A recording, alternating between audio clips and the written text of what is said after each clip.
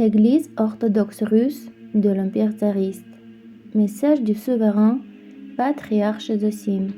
Le Saint-Esprit est mon guide. 24e partie. L'Esprit aime jusqu'à la jalousie. Seigneur, bénis-nous. Comme je l'ai déjà dit, on reconnaît les enfants de Dieu au fruit de l'Esprit qui aime jusqu'à la jalousie.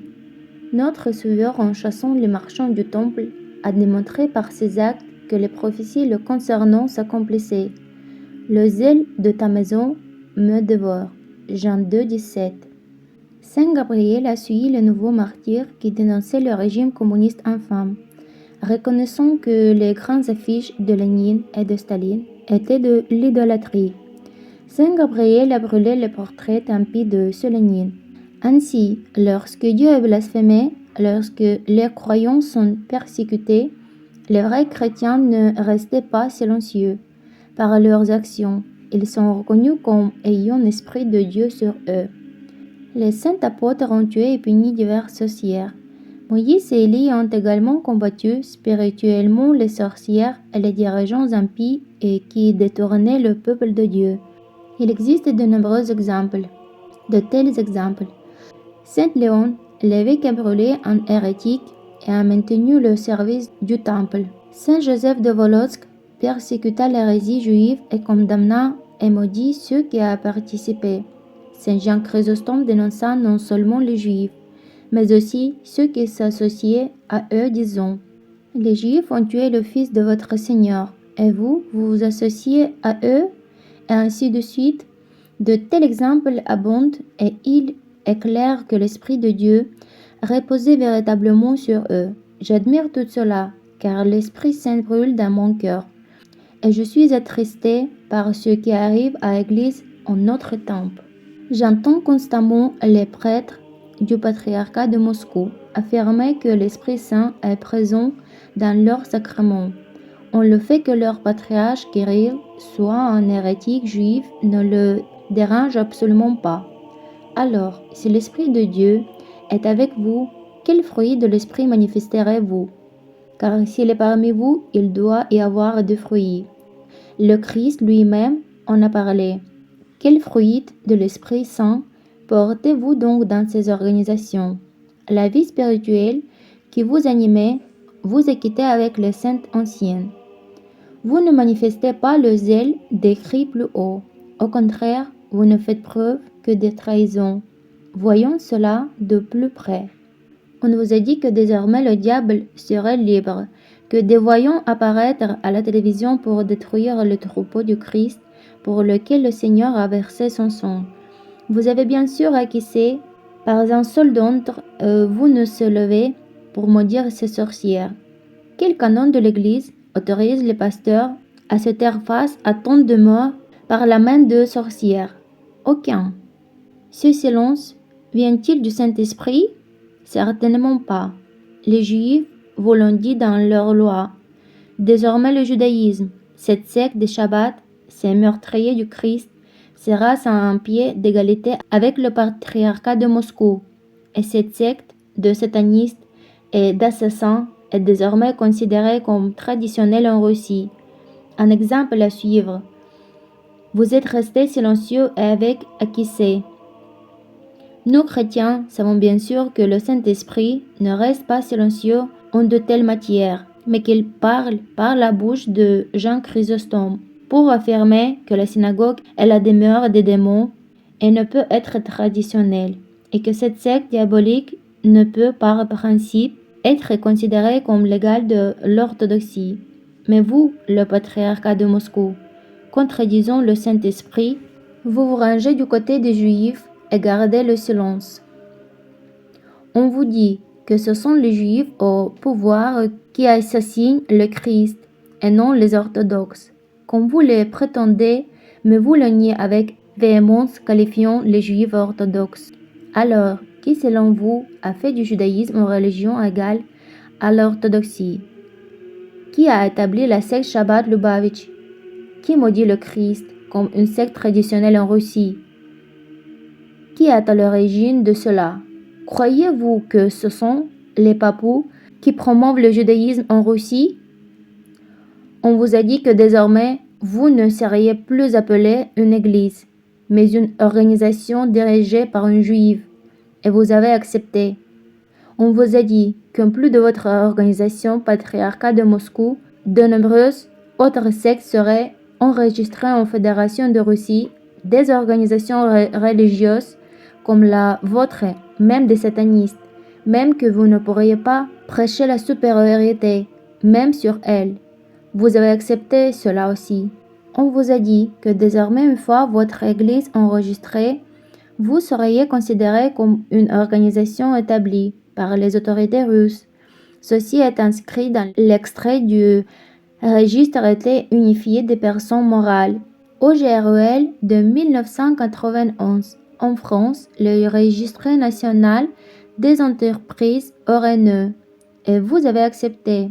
Il s'avère que ce n'est pas le Christ qui vous a créé, mais les lois de la Fédération de Russie. On vous a dit de porter des masques, même à l'église pendant la pandémie de Covid-19, de ne blaser de calice comportant un masque, et de désinfecter la sainte cuillère, qui est dans le sang du Christ avec de l'alcool, car elle est contagieuse.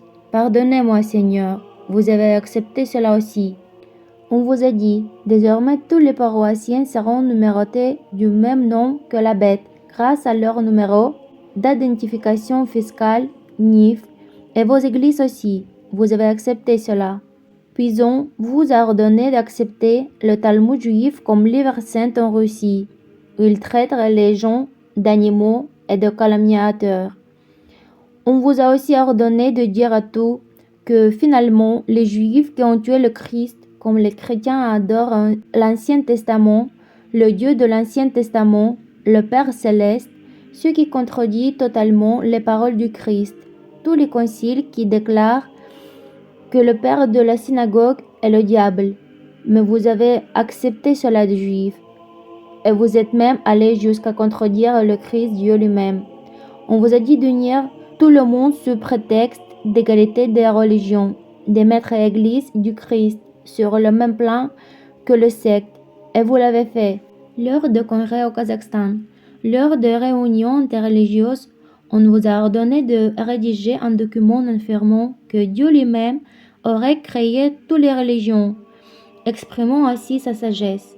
Et vous sachant pertinemment que c'est le diable qui a engendré les sectes, les schismes et les hérésies, vous avez acquiescé et votre patriarche a signé ce document intitulé Sur la fraternité humaine, truffé de calomnies contre Dieu, qui n'a créé que l'Église apostolique.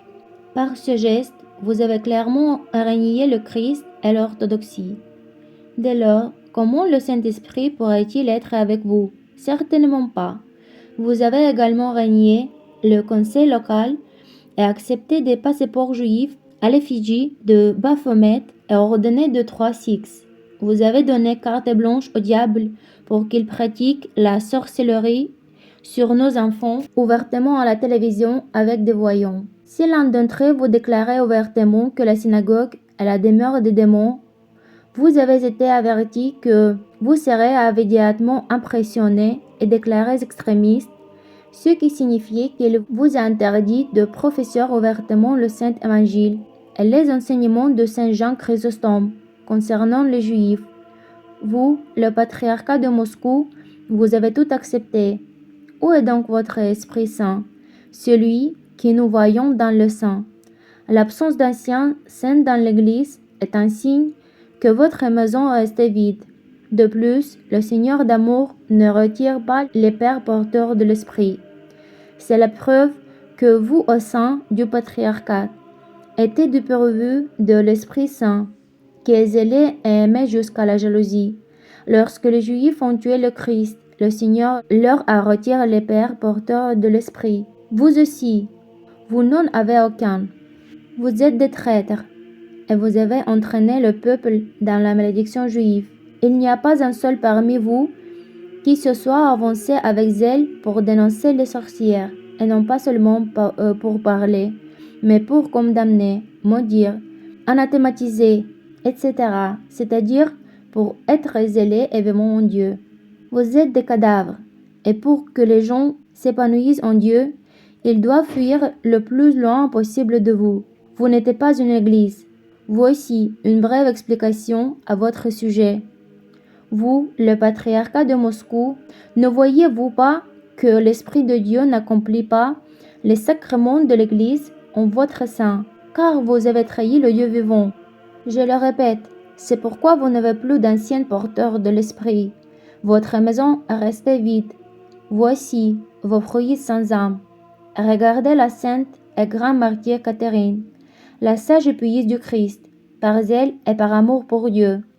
Elle se rendit de son plein gré dans ce temple démoniaque, où l'empire empereur Maximien sacrifiait d'innombrables animaux aux démons, où une foule immense s'était rassemblée.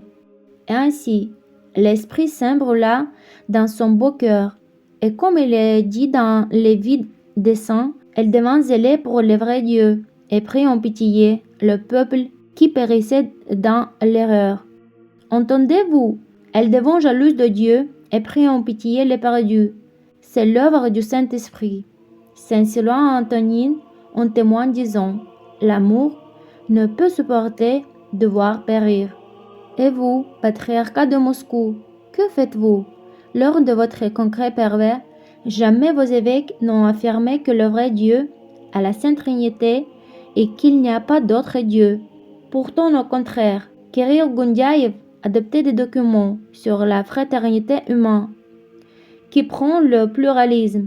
Et vous prétendez maintenant que Dieu aurait créé toutes les religions et aurait ainsi exprimé sa sagesse? Quel non-sens et quel blasphème contre Dieu!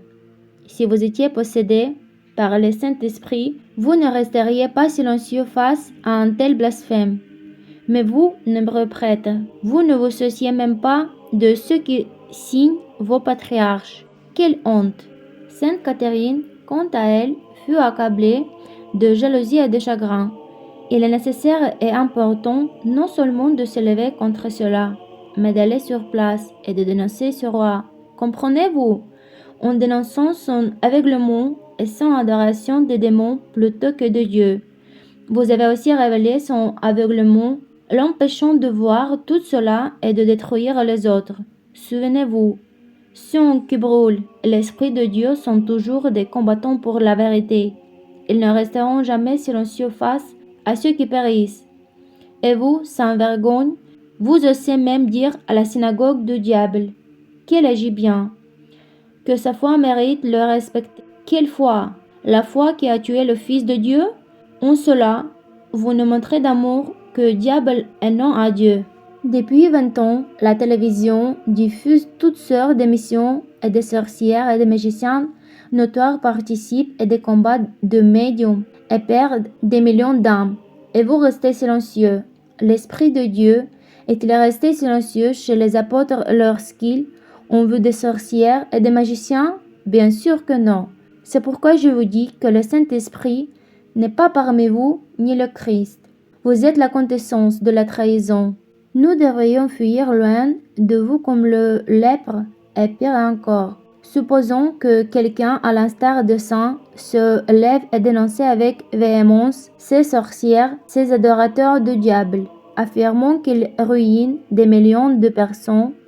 On les attire par la sorcellerie, qu'ils ont transformé le Sainte-Russie en la maison de la Mère de Dieu, qu'ils ont fait de la Russie en réparé de voleurs. Que feraient les autorités d'un tel chrétien? Bien sûr, elles l'emprisonneraient comme extrémiste. N'est-ce pas la preuve que les autorités sont diaboliques?